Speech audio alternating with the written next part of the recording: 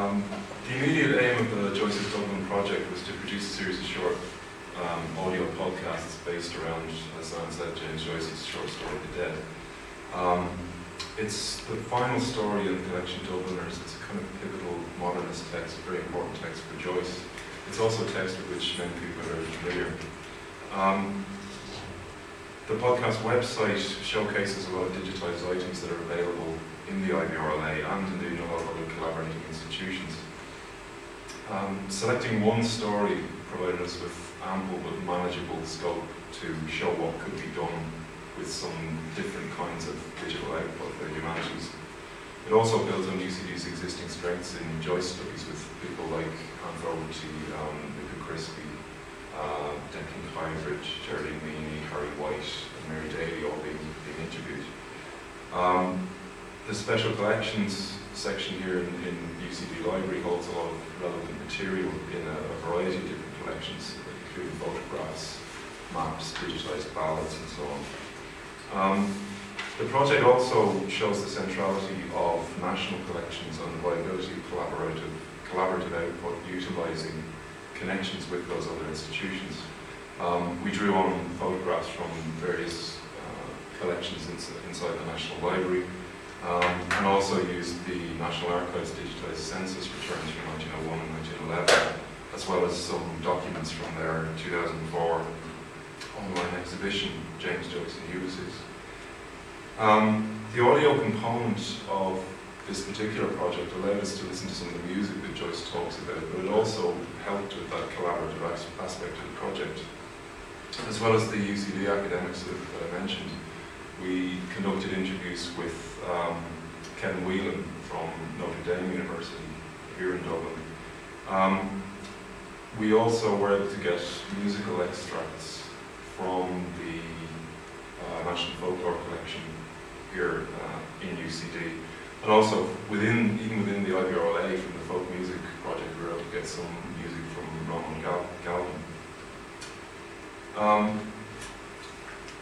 There were also, aside from the audio aspect, there was some work being done by Tara Cullen on Clay, another of Joyce's stories, and actually talking to her helped to show how this might be expanded into a broader project on Joyce. So the project produced, in partnership with Athena Media, a series of very high quality audio podcasts and a multimedia website. The website hosts 6 podcasts in total, between about 8 and 12 minutes in length.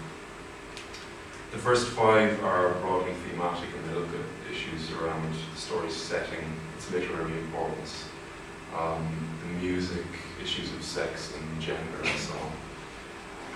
The final podcast is a sort of short walking tour that takes the listener along the quays from the house on Wishes Island to the Gresham. The IVRLA now houses not only the podcasts, but also the original archive recordings of the interviews and transcripts of them. And they're interviews that allow UCD academics and others to talk about Joyce in a way that's less formal than conventional academic outputs, and actually preserves a kind of academic discussion that's often lost.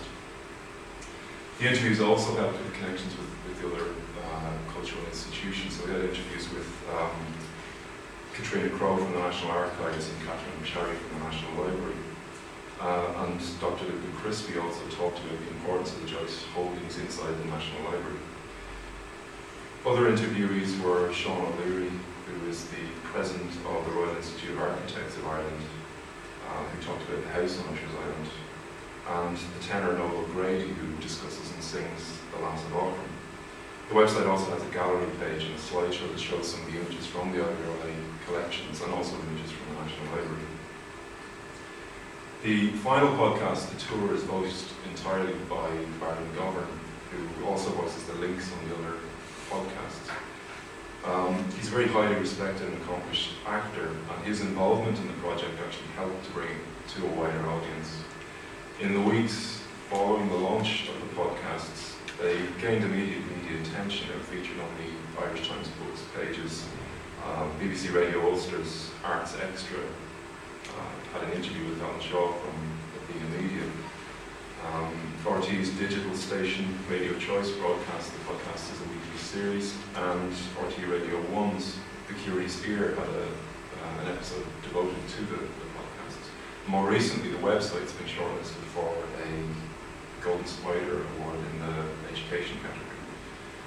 As the project title, Joyce's Dublin, suggests, the research focused as much on the context as on the text, and the interdisciplinary reach of the research reflects that. The involvement of Athena Media, who brought multimedia radio experience and who provided training in podcasting and in social media was vital, particularly given the short time frame that we had to produce the website.